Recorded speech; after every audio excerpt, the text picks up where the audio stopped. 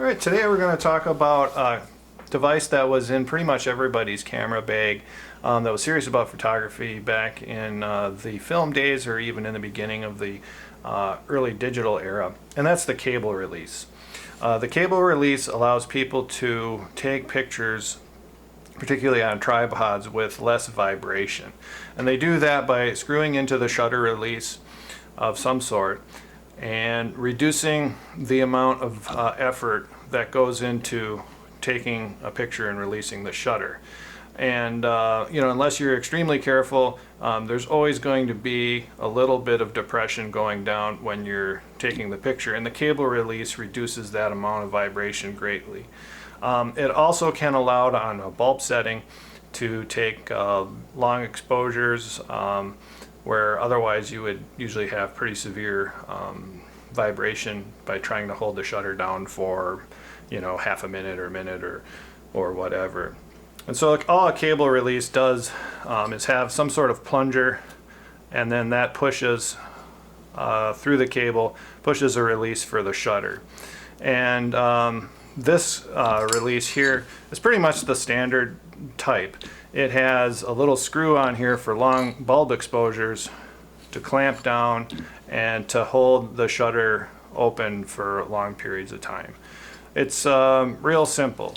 Now this release is also very cheap, and it's not worth buying a cheap one.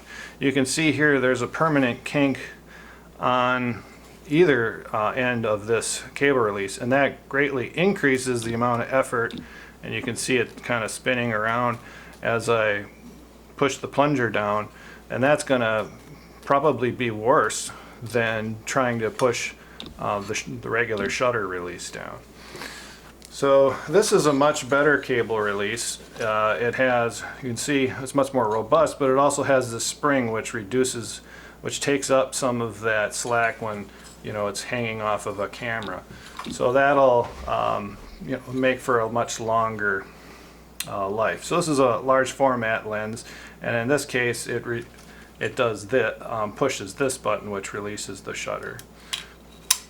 So that's very simple. On the other end, this cable release works differently than the other one. Of course you're just pushing a plunger, but then to take a bulb exposure, there we go.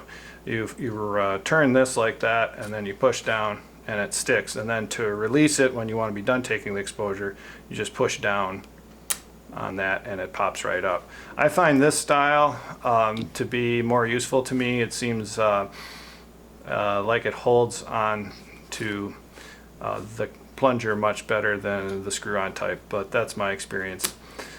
So you're less likely to prematurely release the shutter and close the shutter again. So that's the cable release in a nutshell. It's very useful. They're pretty inexpensive, and if you're really interested in really sharp pictures or doing long exposures like in star trails or something like that with older film cameras, then it's going to be an absolute necessity. So thanks for watching.